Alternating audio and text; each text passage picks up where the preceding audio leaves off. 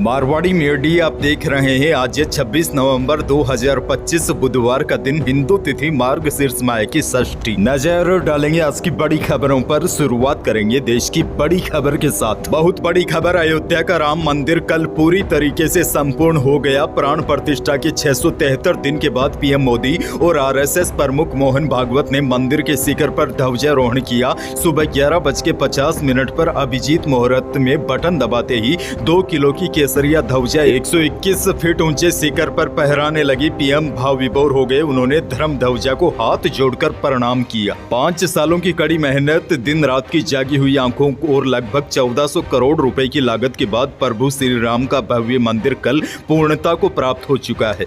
यानी कि मंदिर पूरा तैयार हो चुका है। ध्वजारोहण से पहले पीएम मोदी ने मोहन भागवत के साथ मंदिर की पहली मंजिल पर बने राम दरबार में पूजा अर्चना की।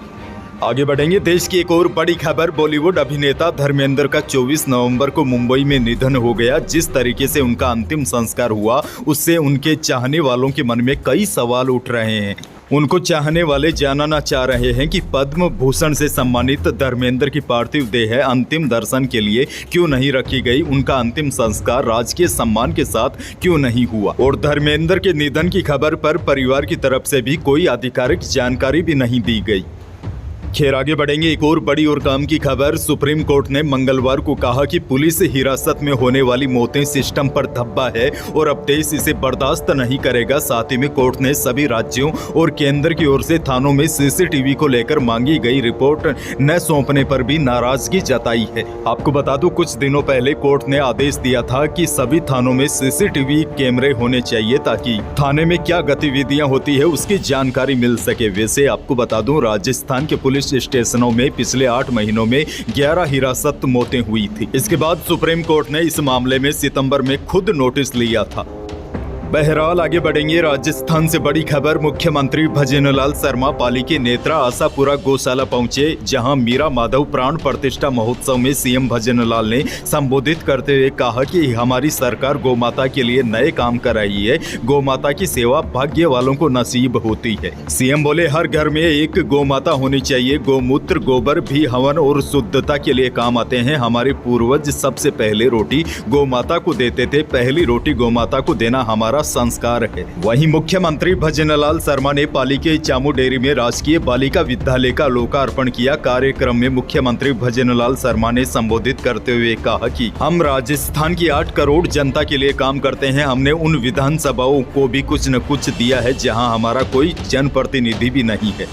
बड़ी खबर यह भी देखिए, राजस्थान की राजनीति में कल का दिन बेहद खास बन गया। 12 जिले की अंता विधानसभा सीट से कांग्रेस एमएलए बने प्रमोद जैन भाया ने नवनिर्वाचित विधायक पद की शपथ ले ली। भाया को विधानसभा स्पीकर वासुदेव देवनानी ने अपने चैम्बर में शपथ दिलाई। इसके साथ ही राजस्थान विधानसभा में विधायकों की संख्या 200 हो गई है।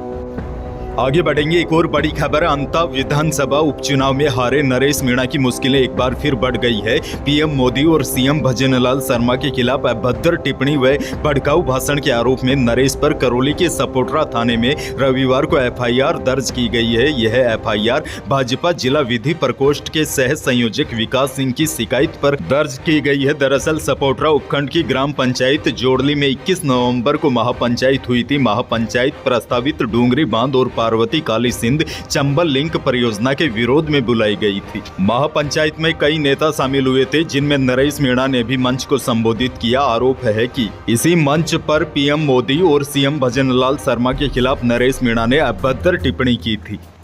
आगे बढ़ेंगे। राजस्थान से एक और बड़ी और काम की खबर, प्रदेश में आर्थिक रूप से कमजोर परिवारों की बालिकाओं की पढ़ाई में सहारा देने के लिए राज्य सरकार ने इस साल आपकी बेटी योजना को और सुव्यवस्थित रूप से लागू किया है। आपको बता दूं, विद्यालयों को निर्देश दिए गए थे कि वह अपने यहां अध्ययनरत पात्र छात्राओं का विवरण 25 नवंबर तक पोर्टल पर ऑनलाइन भेज दे। इसके बाद शिक्षा विभाग की ओर से 30 नवंबर तक समग्र सत्यापन प्रक्रिया पूरी की जाएगी। वैसे आपको बता दूं, योजना के के तहत कक्षा 1 से 8वीं में पढ़ने वाली बालिकाओं को 2100 रुपए और कक्षा 9 से 12वीं तक की छात्राओं को 2500 रुपए की आर्थिक सहायता दी जाएगी। राशि सीधे जन आधार डेटा से जुड़े बैंक खातों में पहुंचेगी। और बड़ी जानकारी आपको दे दूं, योजना का लाभ उन्हीं बालिकाओं को मिलेगा जिनके माता पिता दोनों या उनमें से एक का निधन हो चुका है। साथ ही में वे छात्राएं जो बीपीएल श्रेणी या निर्धन जीवन व्यापन करने वाले परिवारों से आती है। केवल सरकारी व सरकारी सहायता प्राप्त विद्यालयों की ही छात्राएं लाभान्वित होगी।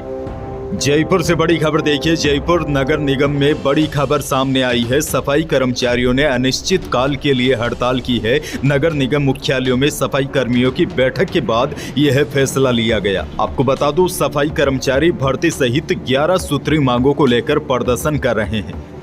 खैर, आगे बढ़ना होगा। बड़ी खबर, अलवर में दिल्ली मुंबई एक्सप्रेस वे पर लग्जरी बस ने खड़े ट्रक को पीछे से टक्कर मार दी। बस का आगे का हिस्सा ट्रक के पिछले हिस्से में घुस गया। टक्कर इतनी जबरदस्त थी कि बस का आगे का पूरा हिस्सा चकनाचूर हो गया। हादसे में बस कंडक्टर और ट्रक के खल्लासी की मौके पर ही मौत हो गई। बस और ट्रक के ड्राइवर समेत 20 लोग घायल हो गए।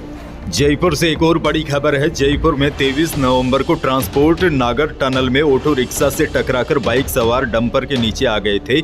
इस हादसे का वीडियो अब सामने आया है। इस हादसे का वीडियो बाइक चला रहे युवक के हेलमेट में लगे कैमरे में कैद हुआ है। 29 सेकंड के वीडियो में साफ दिखाई दे रहा है कि इस हादसे के समय बाइक की स्पीड 77 किलोमीटर प्रति घंटे थी, यानी कि खुद युवकों की लापरवाही और तेज रफ्तार की वजह से उनकी मौत हो गई।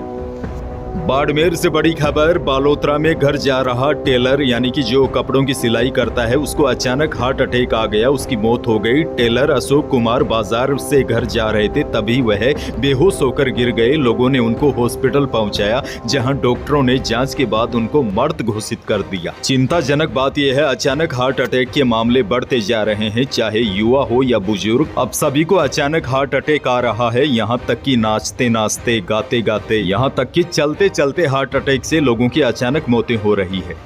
खैर, आगे बढ़ना होगा। राजस्थान के नीमका थाना में Kotputli Kishangarh greenfield express way के विरोध को लेकर मंगलवार को विशाल किसान महापंचायत आयोजित हुई। महापंचायत में किसान महासभा के राष्ट्रीय अध्यक्ष रामपाल जाट सहित बड़ी संख्या में किसान शामिल हुए। इस दौरान किसानों ने एक सुर में कहा कि इस परियोजना से उनकी उपजाऊ जमीन प्रभावित हो रही है, इसीलिए वे हर साल में इसका विरोध करेंगे। किसानों ने कहा, जान दे देंगे लेकिन अपनी जमीन नहीं देंगे।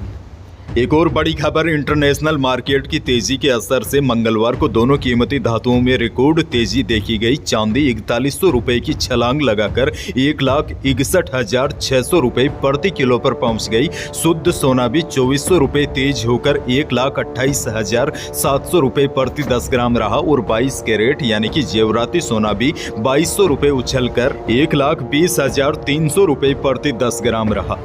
और देखिए, बड़ी जानकारी तो यह है, 18 कैरेट सोना भी अब एक बार फिर 1 लाख रुपए के पार पहुंच गया है।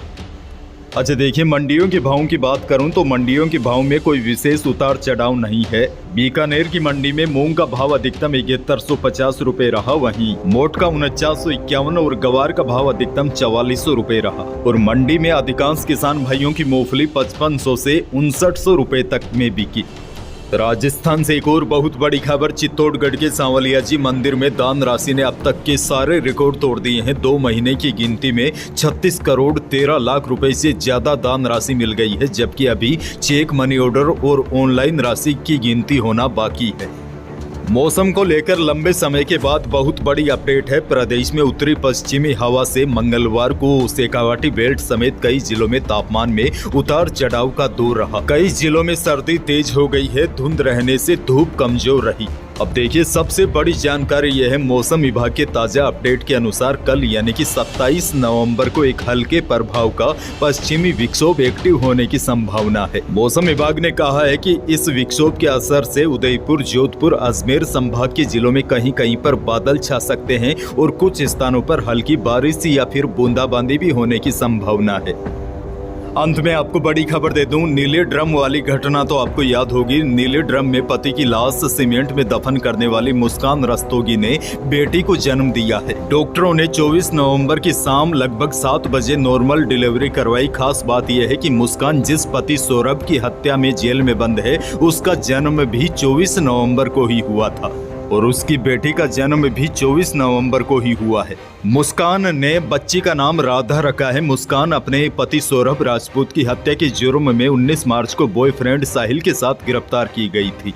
खेल जगत से जुड़ी बड़ी खबर देखिए, आईसीसी ने T20 वर्ल्ड कप 2026 का शेड्यूल जारी कर दिया है। भारत और पाकिस्तान के बीच ग्रुप स्टेज का मुकाबला 15 फरवरी को कोलंबो में होगा। टूर्नामेंट भारत और श्रीलंका के 7 शहरों के 8 वेन्यू पर खेला जाएगा। 29 दिन में 55 मैच होंगे।